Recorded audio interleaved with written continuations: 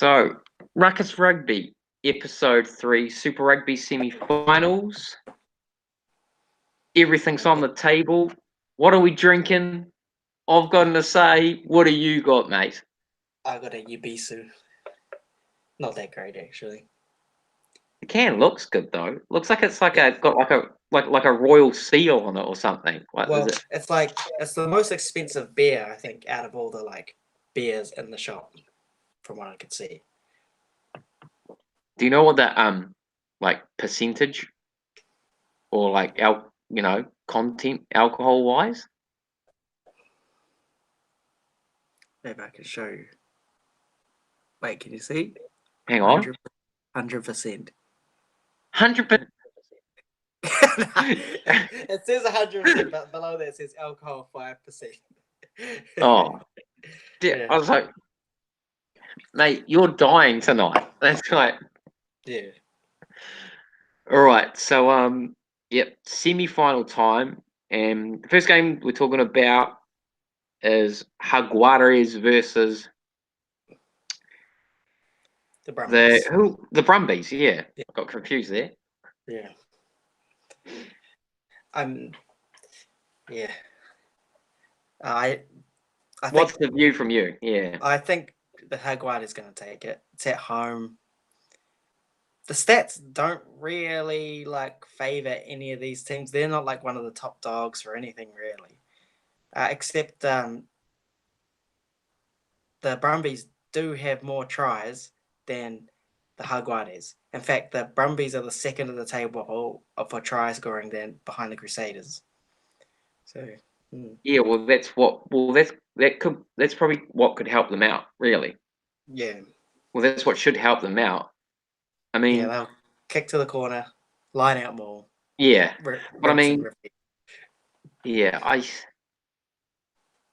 maybe the Jaguares' flair will just outshine. I mean, it could.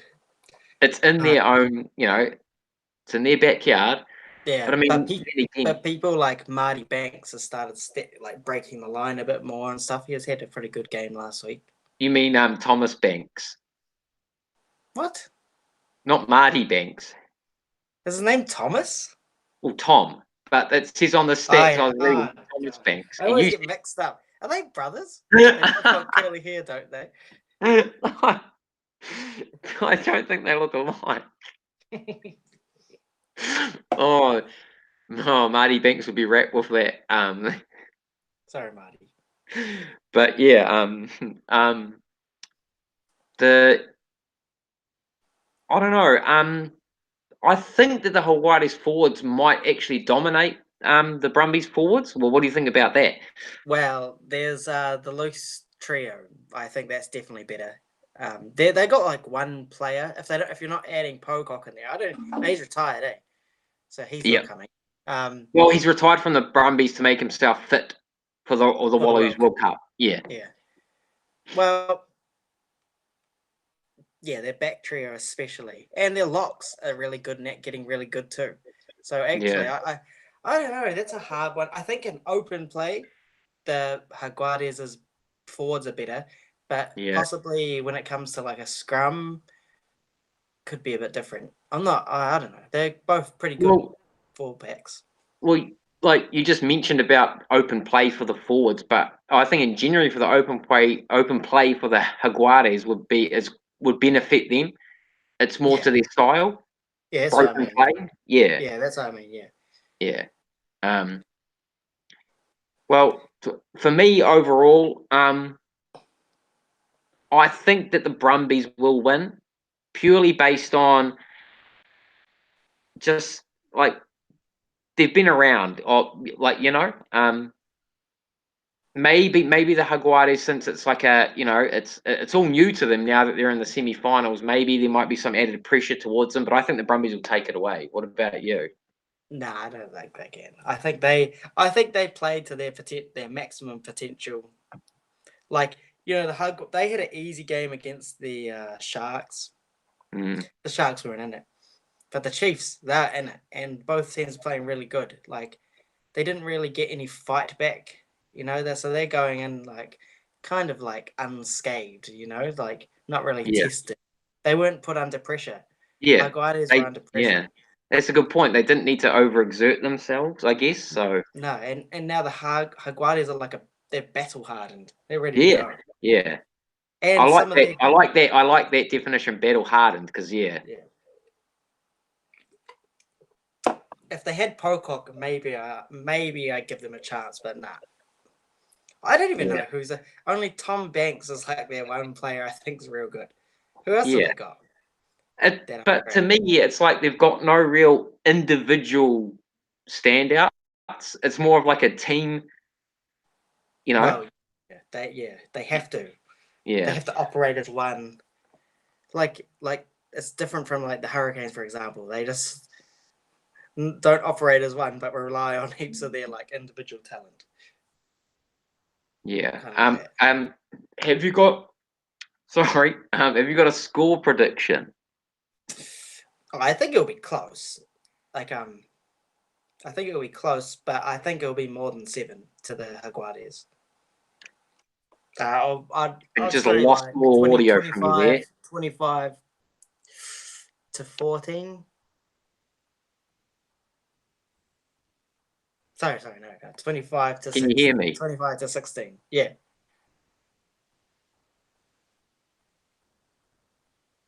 What's happened? Are we there? Is this Ruckus Rugby episode 3 that's just dead in the water? I can hear you. Oh, okay, so we're back. I just lost you completely.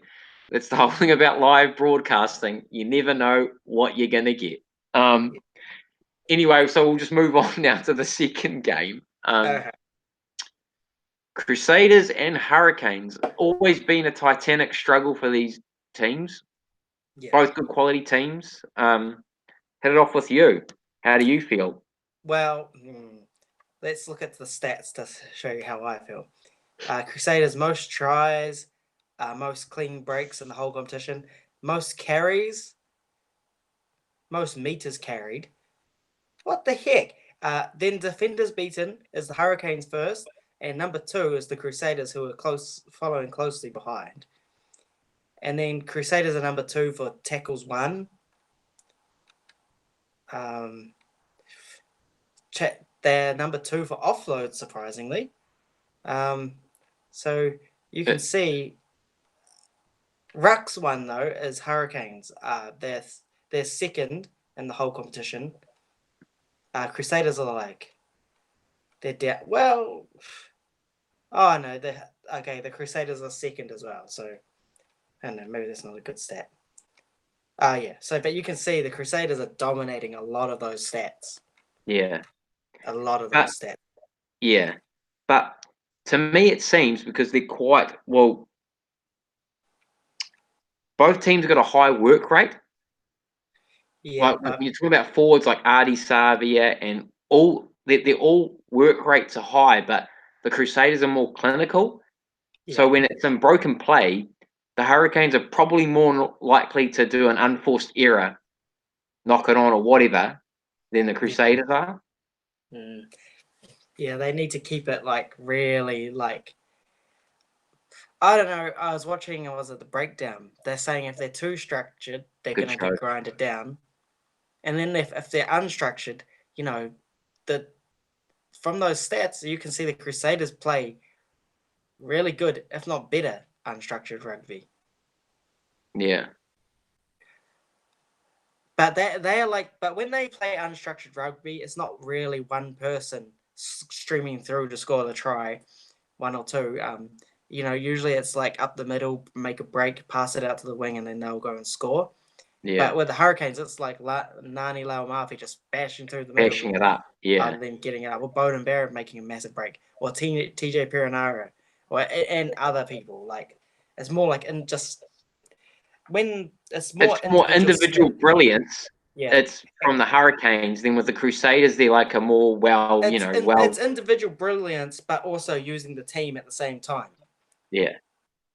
So, yeah, it's going to be hard.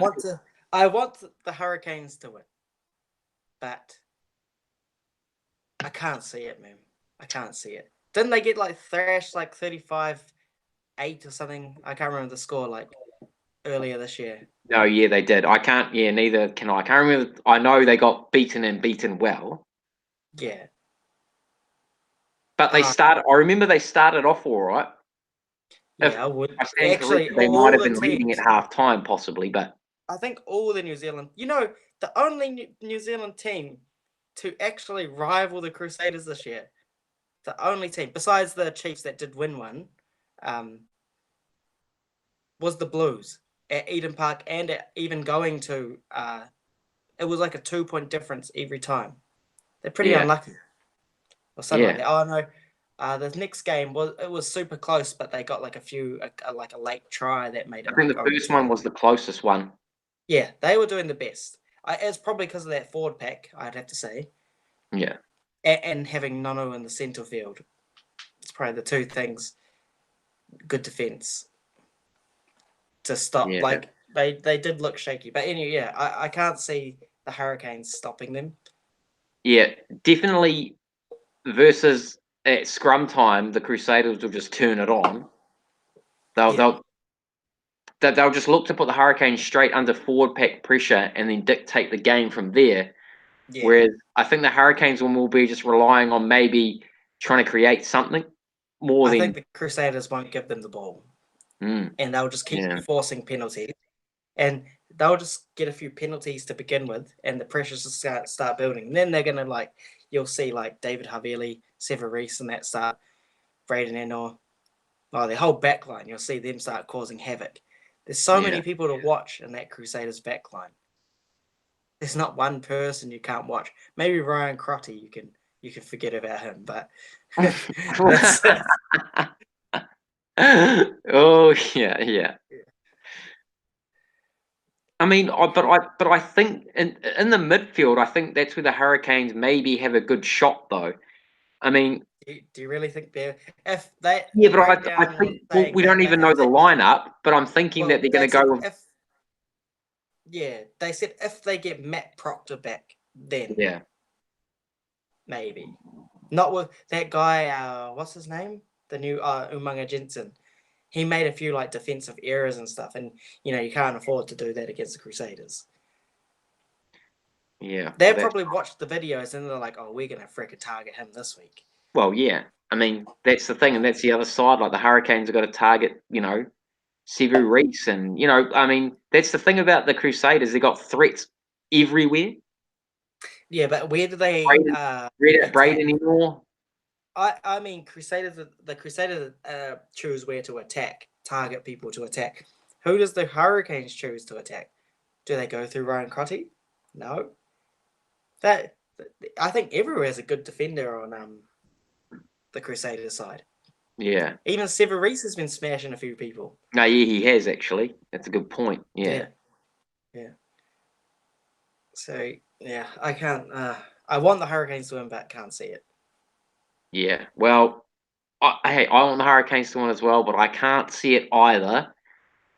But hey, well, who knows? The Hurricanes just have to come up with, I mean, like a game plan and really try and follow it rather than.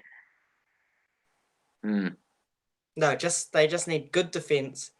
Don't give away any penalties, and if they get the ball, don't kick it. And Boden Barrett's one of like the highest.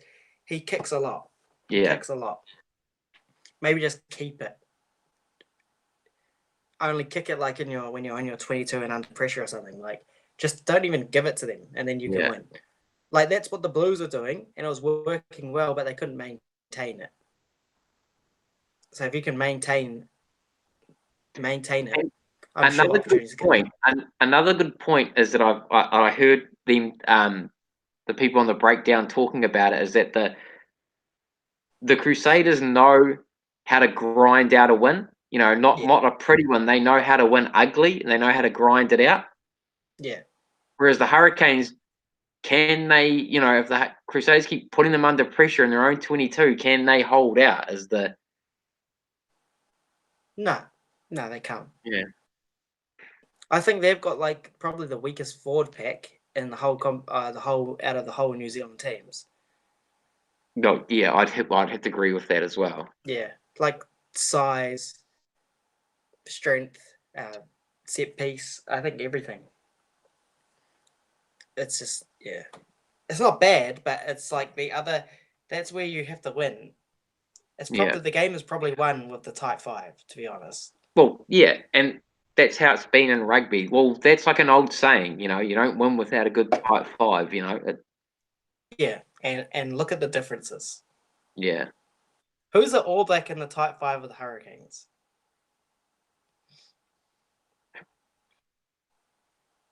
I'm sure there's someone.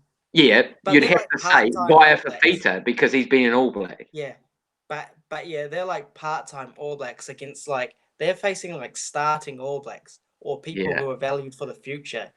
Via Fafita, is he going to get called up again for the All Blacks? Who knows? Maybe probably not, unless major injuries happen. But yeah, I can't see.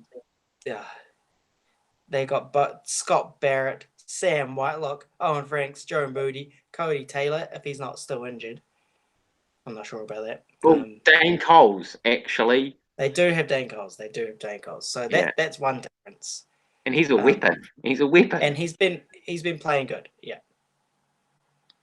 Yeah, I don't think the battle between Richie Mo'unga and Beauden Barrett's fair or matters this game because Mo'unga's always had he's had the luxury of just being always protected and no one's going to get near him. He can just play his game. He's been working under the Rolls Royce of a forward pack.